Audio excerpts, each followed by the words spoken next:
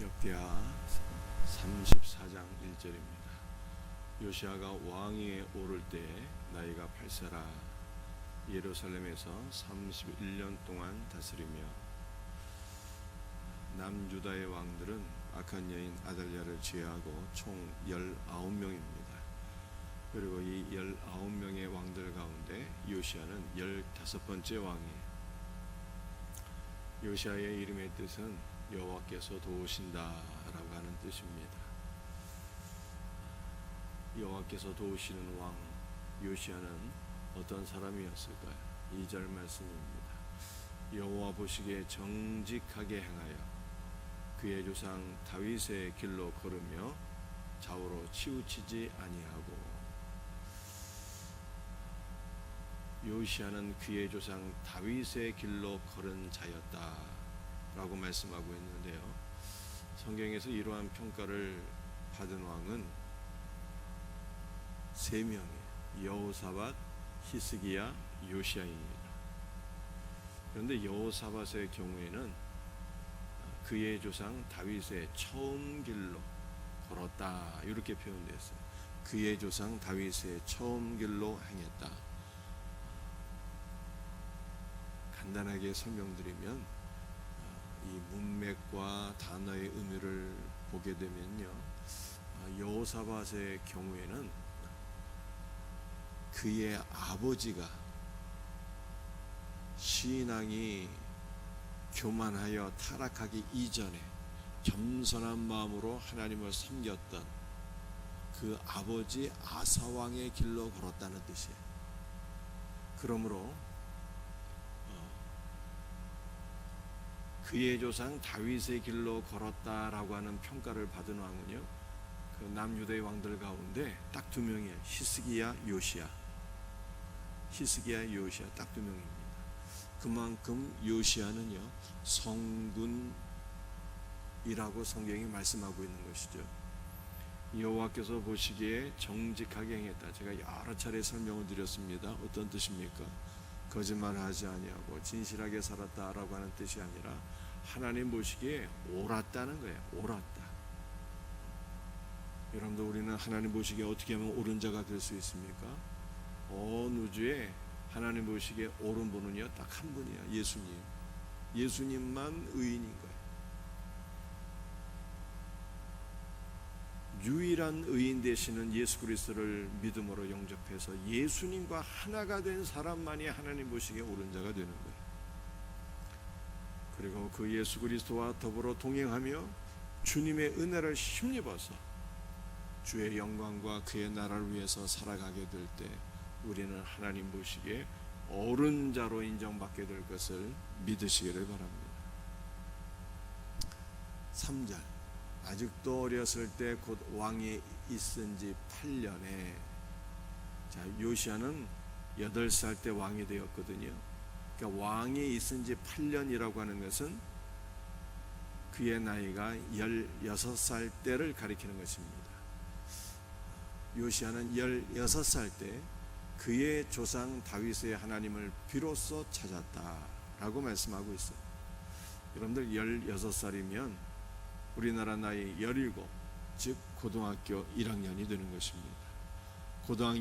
고등학교 1학년 때인 그 청소년기서부터 요시아는 하나님을 찾았다라고 말씀하고 있습니다.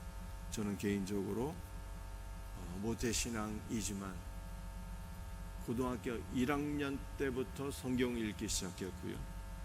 또 고등학교 시절에 기도하다가 살아계신 하나님을 만나게 되었습니다. 제 12년에 8살 때 왕이 되었고, 왕에 있은 지 12년이니까 그의 나이 20살 때를 가리키는 거예요. 요시아가 20살 때 유다와 예루살렘을 비로소 정결하게 하여 산당들과 아사라 목상들과 아로새긴 우상들과 부어 만든 우상들을 다 제거했다. 20살에 모든 우상을 제거했다. 이렇게 말씀하고 있어요. 그런데 8절은 또 이렇게 얘기하고 있잖아요. 요시아가 왕에 있은 지 18해에 18째 해에. 자, 18째에는 몇 살이 되는 거예요? 8살에 왕이 되었으니까 왕이 있은 지 18년이 지나갔으니까는 그의 나이 26살을 가리키는 거예요. 26살 때 그 땅과 성전을 정결하게 하기를 마쳤다, 이렇게 말씀하고 있습니다. 여러분들 이해하십니까?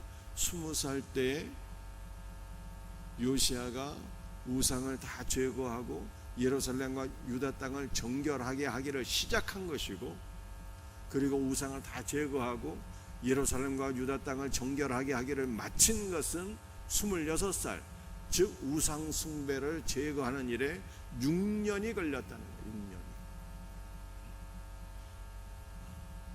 여러분들 요시아는요 20살 때의 우상 숭배를 다 척결하기를 시작했어요. 이것은 뭘 말씀하고 있는 거예요?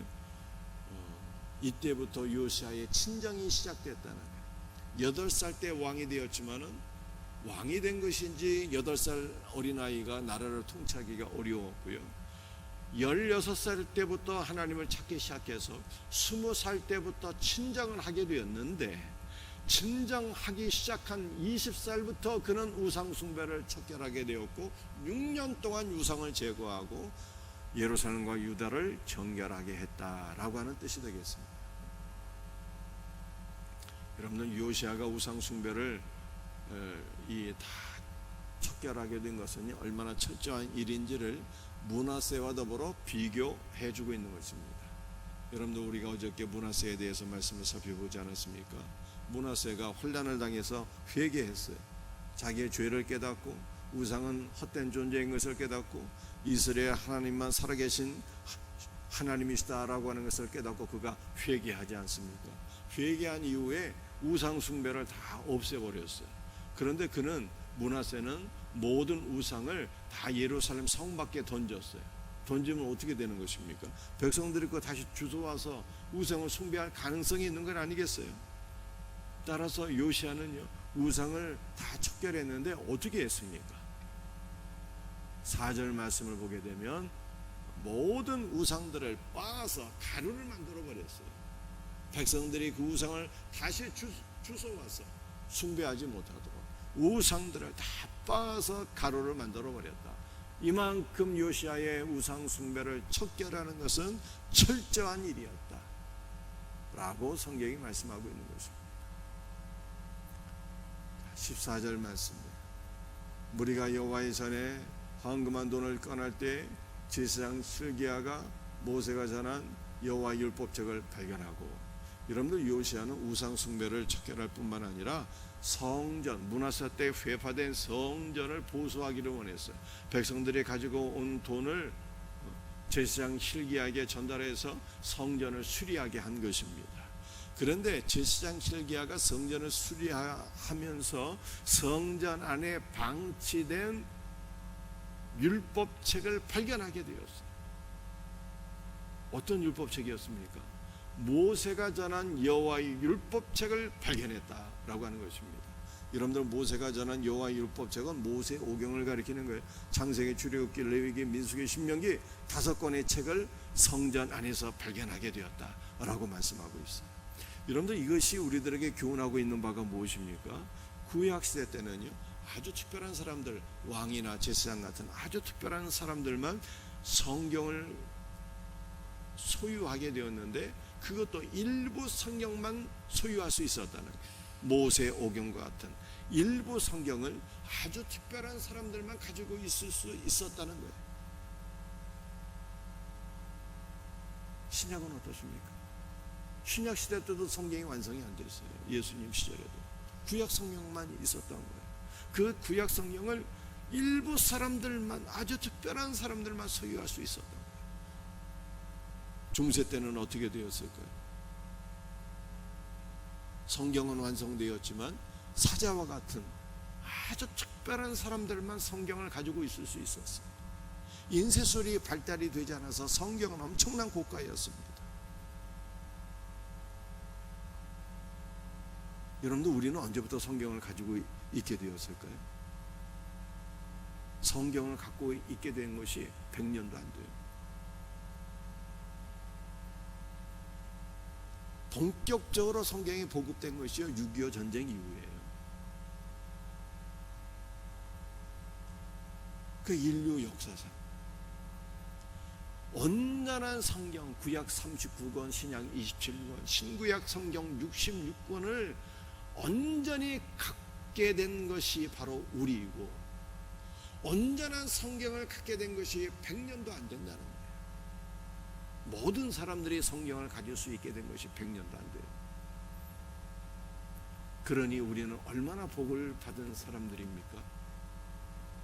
여러분도 성경은 어떤 것일까요?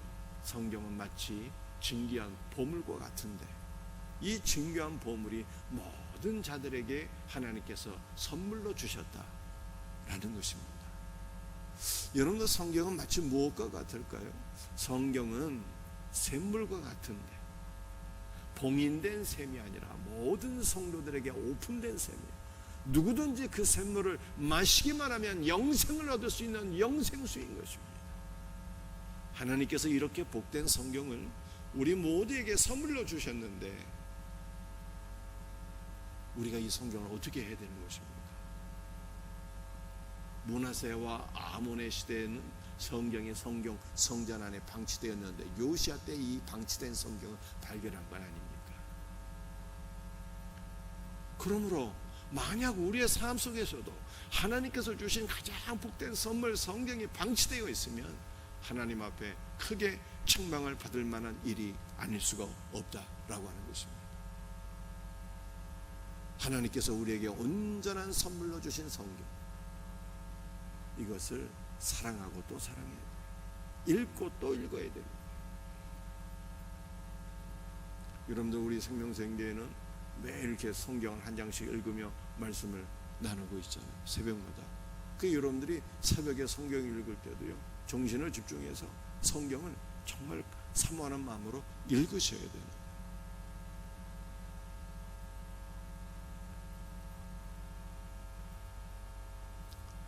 hil기야가 성전에서 성경을 발견했어요.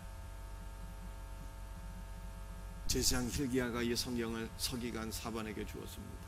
서기관 사반이 성경을 발견한 것을 왕에게 보고하고 왕 앞에서 성경을 읽게 되었어요. 왕이 율법의 말씀을 듣자 어떻게 반응했습니까? 자기 옷을 찢었다는 거예요. 말씀을 듣고 남유다의 죄가 깨달아져서 하나님 앞에 옷을 찢었는데, 이 옷을 찢었다는 것은 마음을 찢으며 애통하며 회개했다는 뜻이에요. 자신의 죄와 민족의 죄가 깨달아졌어요. 애통하는 마음으로 하나님 앞에 울부짖으며 회개했다는 거예요. 여러분들, 이러한 참된 회개의 역사가 사도행전 2장에도 기록되어 있어요. 베드로가 성령을 받고 나서 이스라엘 백성들에게 복음을 선포했습니다.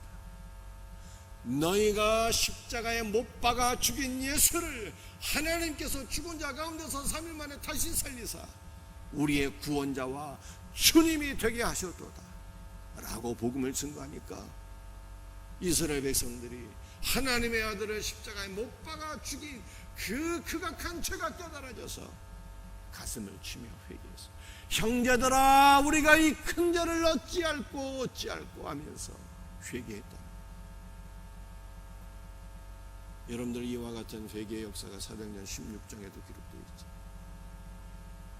사도 바울이 빌립보 감옥에서 복음을 증거하니까 간수가 죄가 깨달아져서, 선생들이여, 내가 어떻게 하여야 이 큰 죄에서 구원을 받으리이까?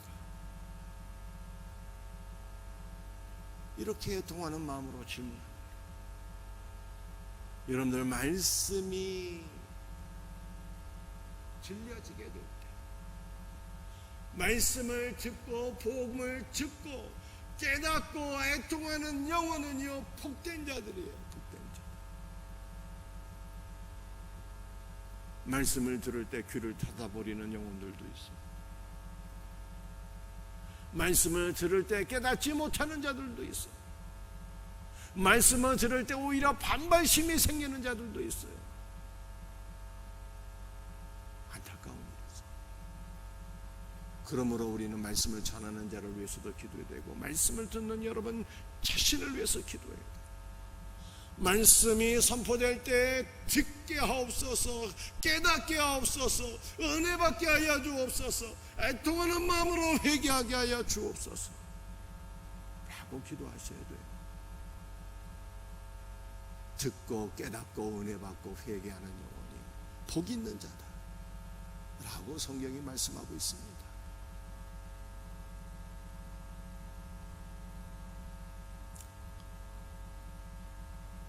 마지막 일부는 24절까지 나눠서 오늘도 일부와 동일하게 24절까지만 나누겠습니다. 마지막 성경 구절이니까 함께 같이 읽어봅시다. 여호와께서 이같이 말씀하시기를 내가 이곳과 그 주민에게 재앙을 내리되. 자, 성전 안에서 율법책을 발견했잖아요. 그 율법의 말씀 듣고 요시아가 회개했습니다.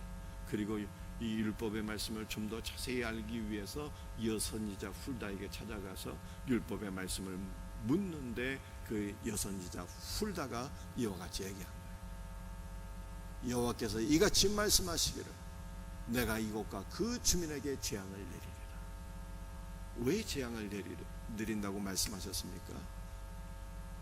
유다 백성들이 하나님을 떠나서 우상을 선택하고 우상을 숭배한 결과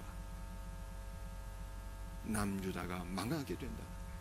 그래서 우상을 선택하고 우상을 숭배하게 되면 작게는 개인이 망하고 크게는 민족이 망한다 라고 하는 뜻입니다.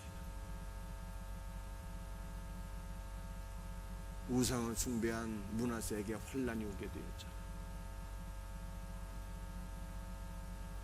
개인의 고난이 오는 거예요. 우상을 숭배하게 되면 민족이 망하게 되어서 북이스라엘도 망하고 남유다도 다 망한 것입니다. 그런데 이것을 역으로 돌리면 어떤 뜻이 되겠어요? 역으로 돌리면 살아계신 하나님을 믿고 섬기며, 여러분들 살아계신 하나님을 믿고 섬겨도 믿는 자들에게 고난이 올 수가 있어요. 히스기야 때 얼마나 신앙생활 잘했습니까? 히스기야 왕이. 그런데 아수르가 침략해 오잖아요. 고난이 온 거예요. 그런데 그 고난을 믿음으로 잘 극복했더니 마침내 복을 받게 되었어요. 히스기야 개인이 부와 영광이 극에 달하고 그 민족이 강성해지는 복을 받게 돼요. 그러므로 믿는 자들에게도 고난은 오지만 하나님을 잘 믿고 섬기는 믿음의 백성들은 개인이 복을 받고 민족이 복을 받게 된다는 거예요. 그러므로 우리는 누구를 믿고 섬길 것인가 선택해야 되는 거예요. 여러분들 현대의 우상은요, 돈인 거예요. 돈. 그러므로 나는 돈을 선택하고 돈을 사랑하고 돈을 섬길 것이냐, 아니면 살아계신 하나님을 선택하고 사랑하고 그를 섬길 것이냐 선택해야 되는 거예요. 제가 어저께 제재반에서 이런 얘기를 잠시 나누었어요. 돈을 사랑하고 돈을 선택하게 되면 신앙도 잃고 돈도 잃고 다 잃어버립니다. 그 대표적인 사례가 롯의 아내 아닙니까? 롯의 아내는 세상에 쌓아놓은 것이 너무 많아서 그러한 것들을 사모하는 마음으로 돌아보다가 소금기둥 돼버리고 말았어요. 물질을 선택하고 물질을 사랑하는 자는 다 잃어버리는 거예요. 반면에 주 예수를 선택하고 주 예수를 사랑하고 예수님이 나의 믿음의 기초가 되고 예수님이 나의 삶의 중심이 되고 예수님이 내가 살아가는 목적이 되고 예수님이 내 삶의 1순위가 되는 자들은 영혼이 잘된같이 범사가 잘되고 복을 받게 되는 거예요. 내 얘기가 아니고 성경이 그렇게 말씀하고 있죠. 그러므로 사랑하는 성도들이요, 나는 누구를 선택하고 누구를 사랑하고 누구를 섬길 것인가? 여호수아가 이스라엘 백성들에게 도전하지 않습니까? 나는 오직 살아계신 하나님 여호와 주 예수만을 믿고 섬기리라. 오늘날 너희가 믿고 사랑하고 섬길 자를 선택하라 라고 여호수아가 얘기한 것을 우리가 기억합니다. 우리의 남은 일평생 나는 누구를 선택하고 누구를 믿고 누구를 사랑하고 누구를 위해서 살아갈 것인가 라고 하는 것을 오늘 이 새벽에 다시 한 번 더 선택하고 결단했습니다. 복된 은혜가 있기를 주의 이름으로 축복합니다. 기도하시겠습니다. 아버지 하나님, 감사와 찬송과 영광 주 앞에 돌려드립니다. 주여, 오늘 이 시간에 하나님의 말씀 앞에서 옷을 찢고 회개했던 요시야를 기억합니다. 우리 사랑하는 성도들, 이전에 그 누구도 누리지 못했던 놀라운 은혜, 신구약 성경 66권을 온전히 선물로 주신 하나님의 은혜를 누리게 되었사오니 이 말씀을 읽게 하시고 듣게 하시고 공부하게 하시고 묵상하게 하시고 이 말씀 앞에 말씀을 깨달으며 은혜 받으며 애통하며 회개할 수 있는 복된 은혜가 우리에게 넘치기를 간절히 소원합니다. 주 예수여, 우상을 선택하면 작게는 개인이 망하고 크게는 민족이 망하지만 우리 예수님을 선택하고 예수님을 사랑하고 예수님을 위하여 살아가는 자들, 작게는 개인은 복을 받고 크게는 민족이 복을 받게 될 것을 믿사오니 오늘날 우리 모두가 나는 누구를 믿고 누구를 사랑하며 누구를 섬길 것인가를 바르게 깨닫고 바르게 선택할 수 있는 복된 은혜가 있게 하여 주시옵소서. 모든 것 감사하오며 주 예수 그리스도의 이름 받들어 간절히 기도드리옵나이다.